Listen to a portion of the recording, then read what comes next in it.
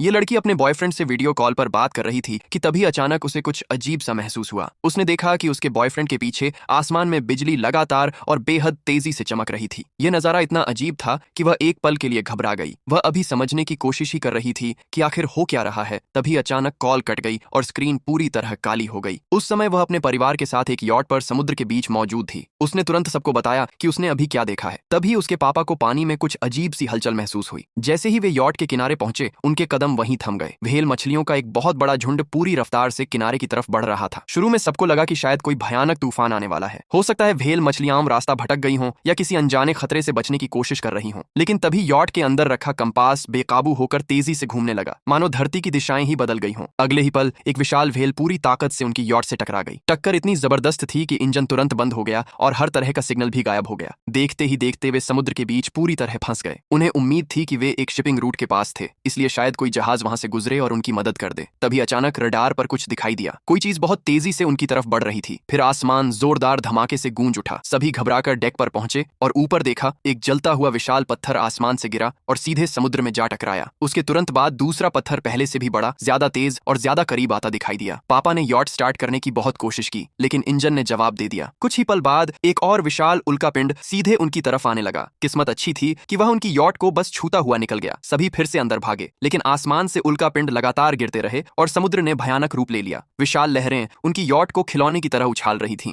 आखिरकार उनके पास life jacket पहनकर भगवान से प्रार्थना करने के अलावा कोई रास्ता नहीं बचा। जब समुद्र आखिरकार शांत हुआ, तब तक पूरे 2 दिन बीत चुके थे, लेकिन बाहर का नजारा पहले से भी ज्यादा डरावना था। पूरा समुद्र गायब हो चुका था। जहां तक नजर जाती वहां सिर्फ सूखी समुद्री जमीन दिखाई दे रही थी। यॉट के डेक पर पड़ी मछलियां और झींगे ही इस बात का सबूत थे कि वे कोई सपना नहीं देख रहे थे। अब उनके सामने एक और बड़ी समस्या थी। उनके पास सिर्फ कुछ दिनों का खाना और पानी बचा था। तभी उसके छोटे भाई जैक ने एक गुब्बारा आसमान में छोड़ दिया, इस उम्मीद में कि शायद कोई उन्हें